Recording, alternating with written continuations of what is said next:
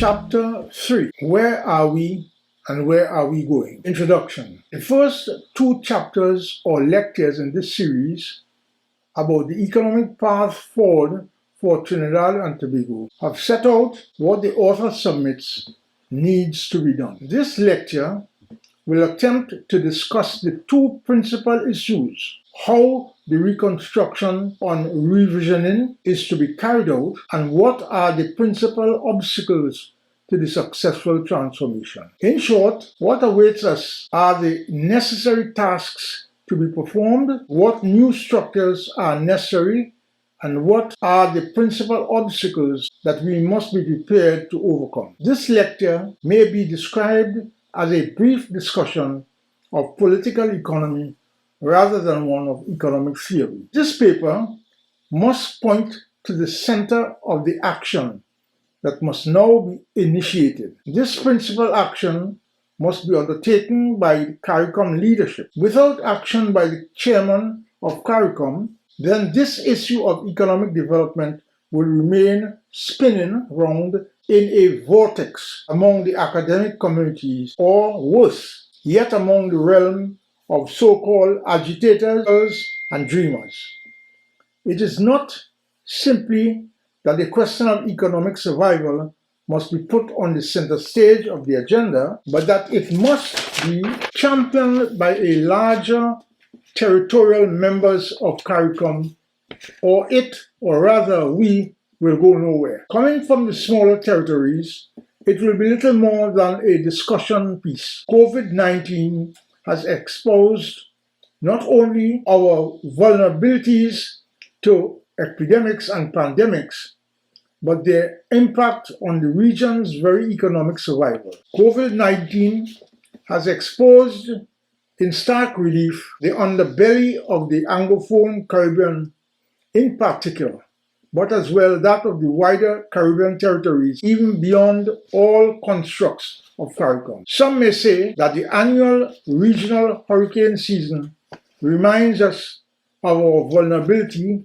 both physically and economically, but yet we have not been moved to urgently consider the region's economic survival, and hence the need to consider a collective and regional economic path forward. We have not been moved to consider this as an urgent enough task for the presentation of the case based on the climate change or climate crisis mounting discussion. The urgency of the call for the revisiting of the question of an economic path forward is driven not only by these factors, but by the long recognition of the inherent weaknesses and dead-end nature of the Caribbean economies. The desperate condition of the region's economy has been obvious to the proverbial man in the street. This is therefore a call to action. The economic tsunami will break on our shores within this decade. The time to act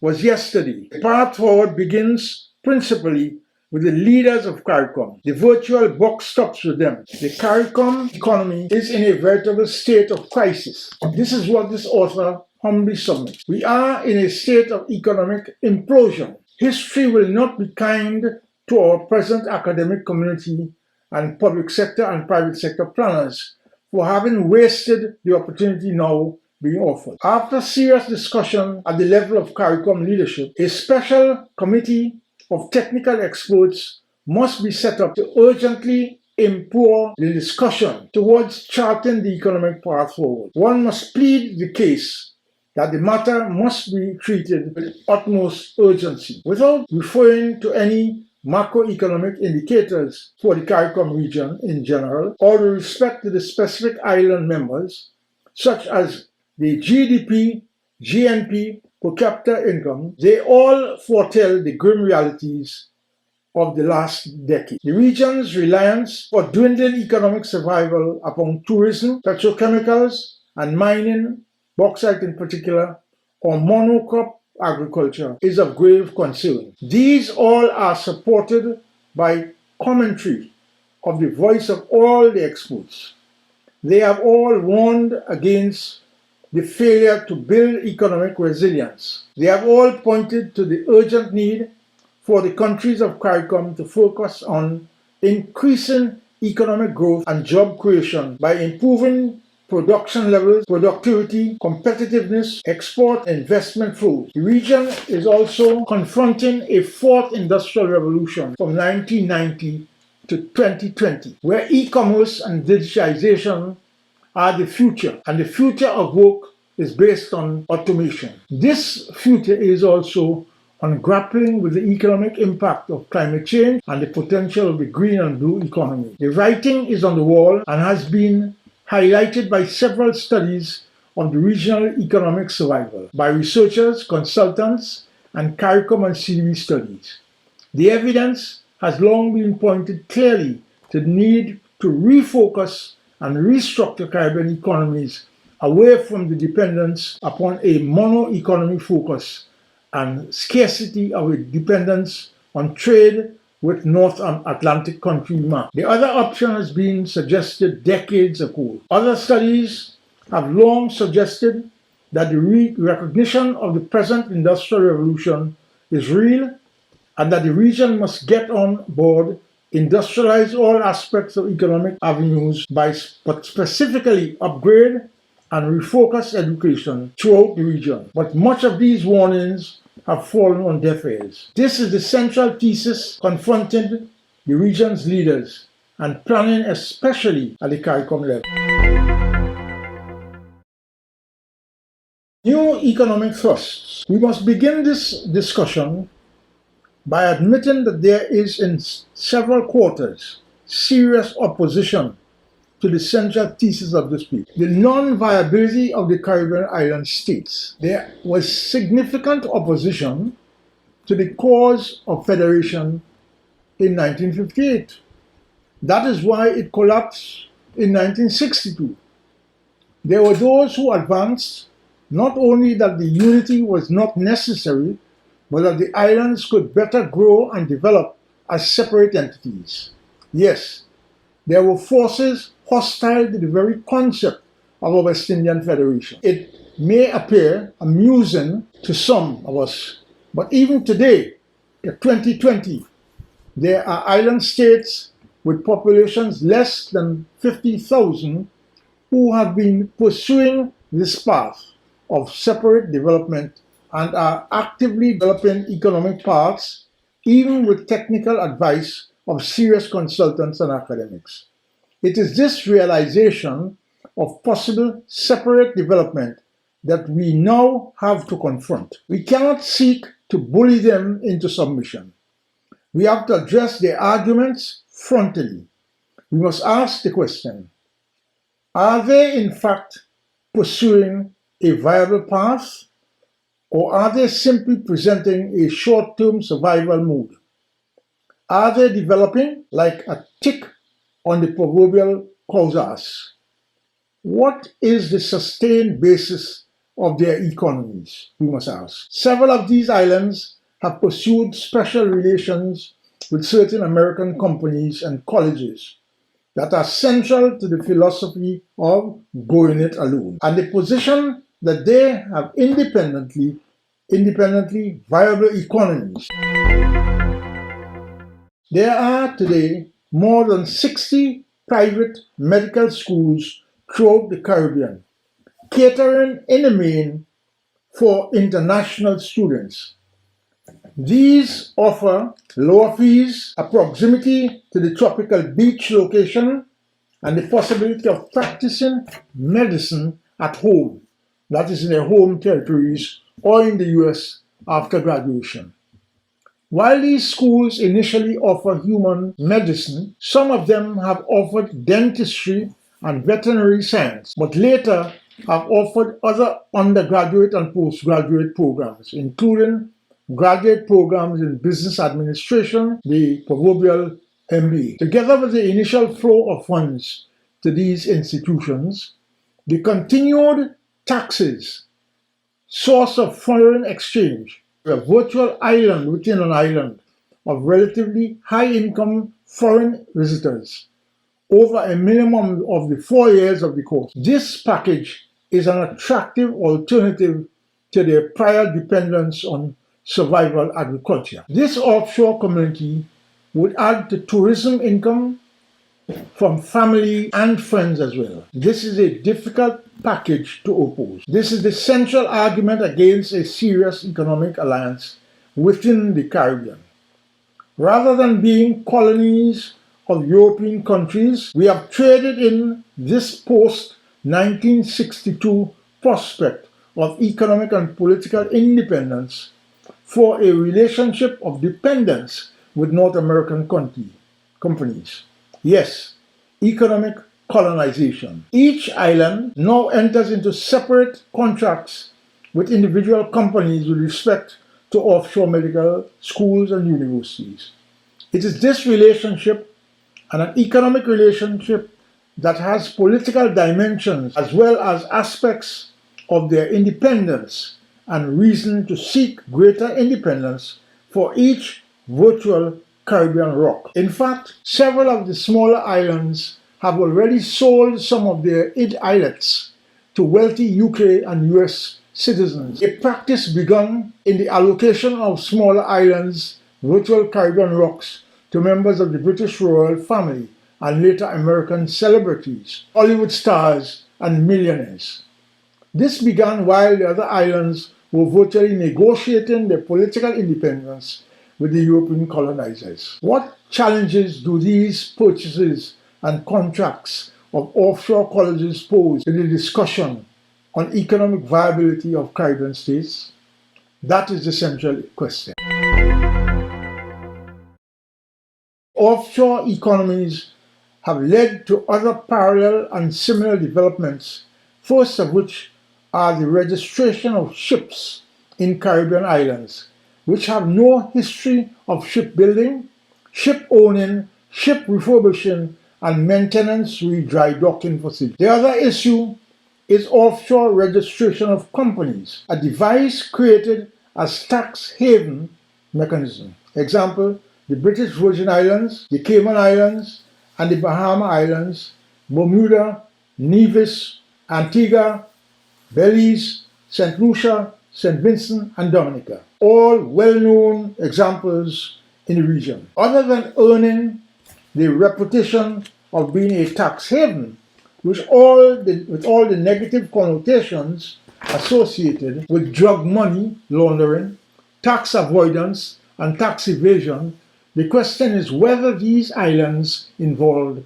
have compromised their national sovereignty in any respect in the process. We should note that the Caribbean basin, including Panama, accounts for more than half of all global offshore banking transactions. The other issue that has to be considered has arisen in respect of the creation of virtual islands within an island, a virtual enclave of foreign activity that may be actually fenced off from the rest of the island. This includes the lease of private beaches and the construction and operation of gambling casinos. How much this constitutes ceding a portion of the national state to a formal business entity raises legal and national exclusion zones for foreigners and their businesses, and those undertakings raise all kinds of foreseeable difficulties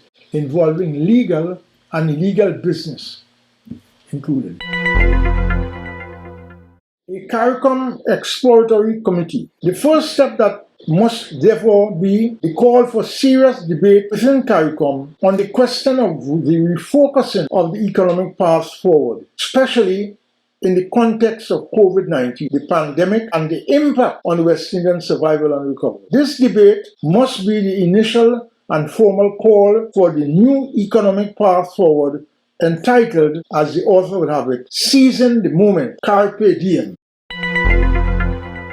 The Working Committee. Following the initial call for a new path to define, there must be constituted a working committee, a task force of regional experts, including experts first from the wider diaspora, in first instance, who will be tasked with developing the roadmap and exploring possible options and the critical components of such a path forward. We must be reminded that while time is of the essence, that such monumental tasks cannot be achieved in the short term. We must expect several successive proposals, each followed by wide, extensive, and informed public discussion based on critical analysis of the data. We must beware of a too prolonged and academic posturing of private sector inertia or even public sector pragmatism and impotence. Time waits on no one, and it will not wait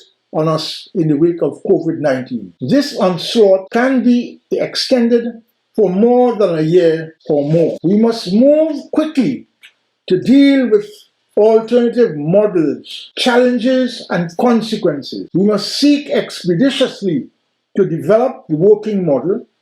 We must set up a timetable of events. This must be achieved in the next 2 years. Again, I say time waits on no one. It certainly will not wait on us. The author wishes first to suggest that at the level of the individual island state, the exercise of revisiting their short-term and long-term economic plans must be treated with some urgency. This is particularly so because of COVID-19 and its impact on citizens and social systems. But we need to revisit these threats because we are definitely going to be visited in the foreseeable decades on a continuous basis by the appearance of more viral storms and explosions. In other words, COVID-19 is the first big one, but we will expect more like COVID, possibly even more. The need to revisit the plan, the economic plan, is also being demanded by climate change crisis, which one is afraid has attracted the priority of academics, the private sector, and the state sector planners. This latter issue represents an equally existential threat to the otherwise vulnerable Caribbean economy. Climate change crisis will be particularly severe on subsistence agriculture, infrastructure systems, especially water and wastewater systems, coastal infrastructure, squatter settlements, and communities of the rural poor. A demand for health and social services will increase as the air and water quality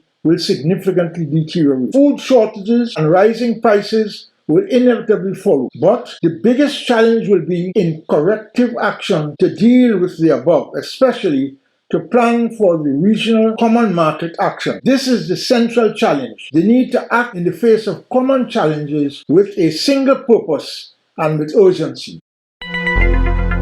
Yes, of a common and existential challenge, the question will it be so difficult to march together while the advantages would appear so obvious? And this is a quote from one of the calypsos of Stalin. The call for a federal organization would have emerged in the post-emancipation Angloan Caribbean, but it would definitely have been an egg somewhere within the discussion of the first independence movement, with the early discussion on Pan-Africanism with Sylvester Williams, the Trinidadian barrister of 1897.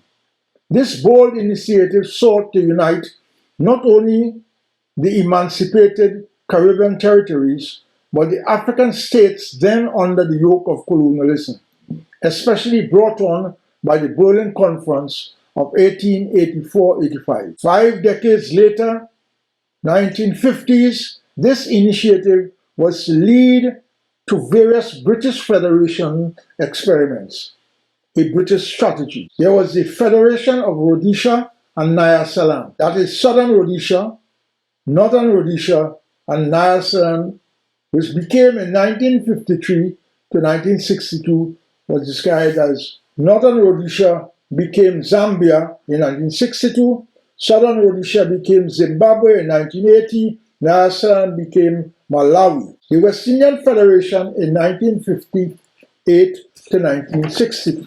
Both these efforts at British Federation ended in independence of the constituent states by 1962. Our failure at federation in the case of the West Indies led to the CARICOM and the Caribbean Development Bank. But we are yet to sit down to face the serious and fundamental economic challenges of the region as a single entity. Instead, we have pursued various models of survival, separate and alone. This is the principal challenge to the survival of separate entities. The paper ends on this depressing note. The author still hopes that this present initiative will become the path chosen for the future. The author had originally intended the paper to be delivered in two parts, but it became necessary to address certain specific and pressing issues. The third part was not intended to enter into any polemic or quantitative discourse, and this was for two principal reasons. First, the two-part lecture papers were intended to be the forerunners of a series of discussions on the economic path forward, where specific papers by other authors would address in more detail on the areas usually handled by specialist economists. And secondly, this is because the author does not intend to pretend that this would be an excursion in an area for which he, the author, is no specialist and claims no expert competence. Nevertheless, it is hoped that the reader will forgive my excursion in the following areas. Critical issues. The critical issues facing the Caribbean countries would list the following upfront. 1. Increasing poverty, especially among the rural and urban youth. The first area is a high level of unemployment among youths between the ages of 17 and 30.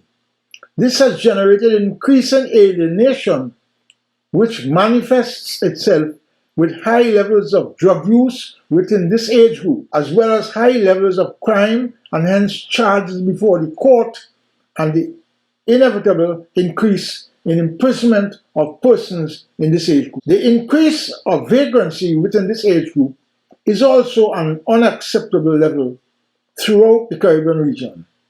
Young people sleeping on the pavements at night has now become a usual sight, not only in the urban centers, but this phenomenon has long begun to appear even in rural communities. This is against the background of an increasing in dropouts from high school from the ages of 14 and 15 years old. The education system appears to be failing the youth who, ill or unequipped, easily fall prey to the life of drug abuse and the inevitable path to violent crimes and the prison.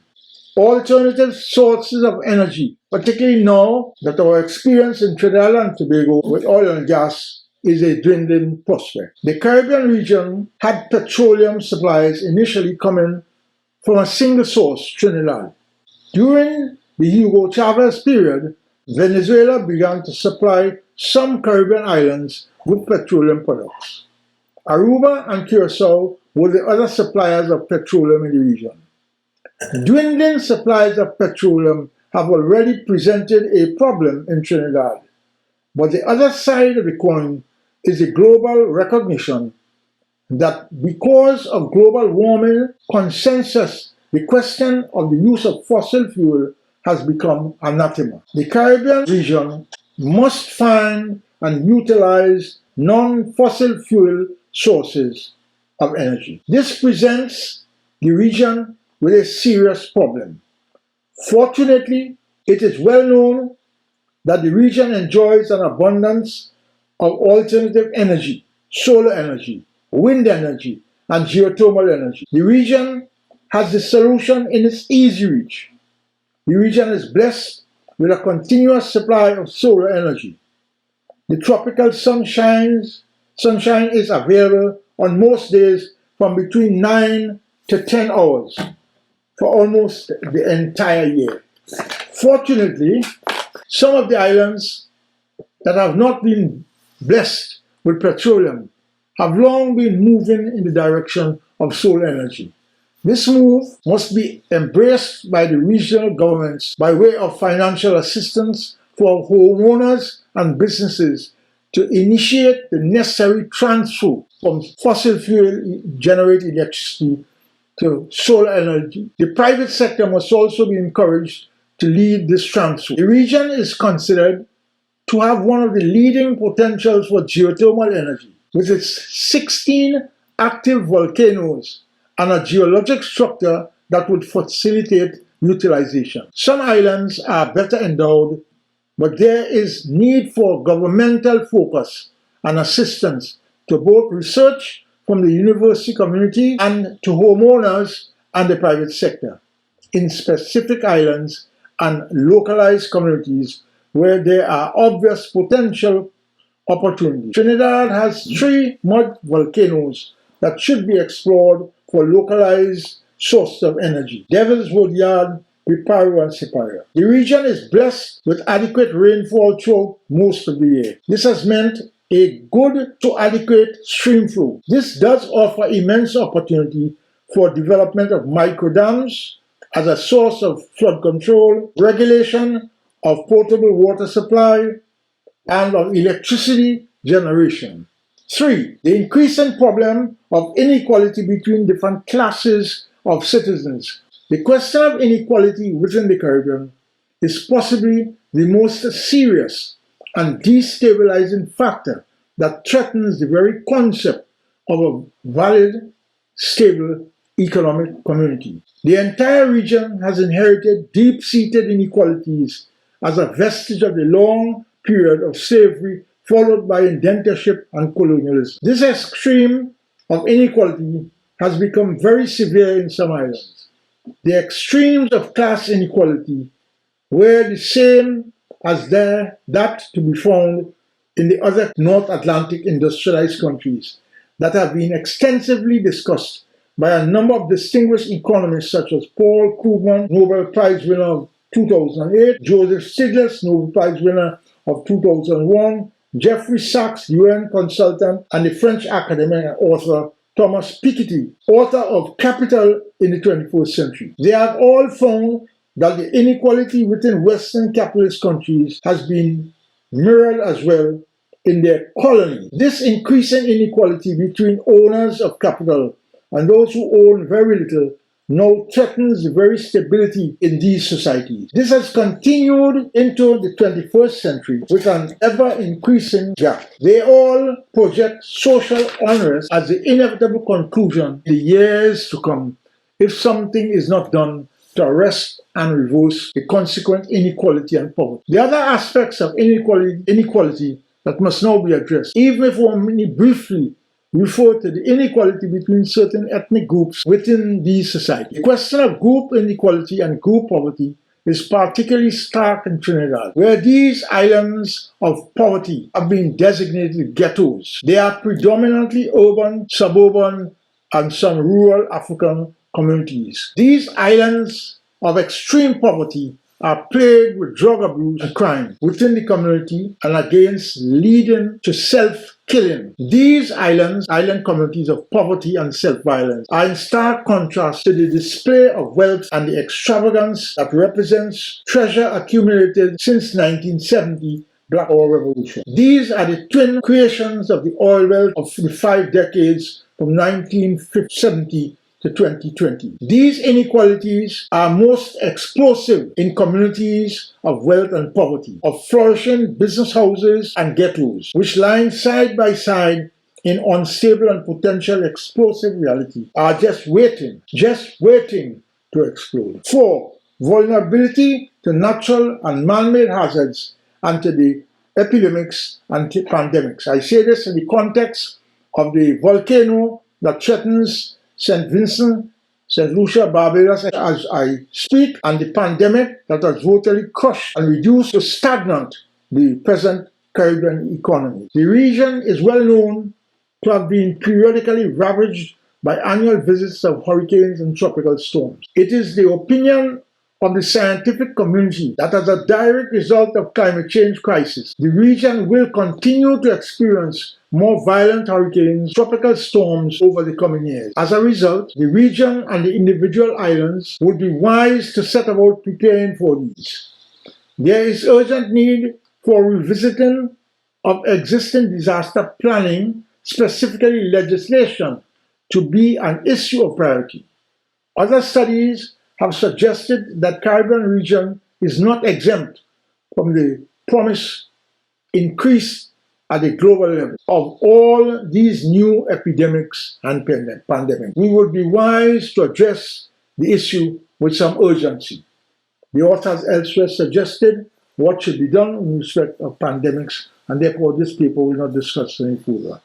In summary, this paper, or three-part lecture series, is intended as the first step in raising the discussion to a level of a debate on the economic path forward for Trinidad and Tobago in the first instance, but as well to the wider construct of the CARICOM or the Association of Caribbean States. The central lessons are that alone we are not viable economically, but together we have a very good chance of making it. We must plan together, implement together, cooperation, not competition. We have several common threads and we must move urgently to develop and implement a united front and as a consequence, act in unison. It is absolutely necessary that we must expeditiously move to improve intra-regional and south-to-south trade while we create a Caribbean trade treaty. In other words, the follow-up on the Chaguaramas Agreement. We must expeditiously move to expand and deepen other dimensions of technology and financial cross-investment with the region's diaspora in particular, who must be seen as capable of contributing to the region's development in more ways and other than simply the provision of remittances. Thank you very much.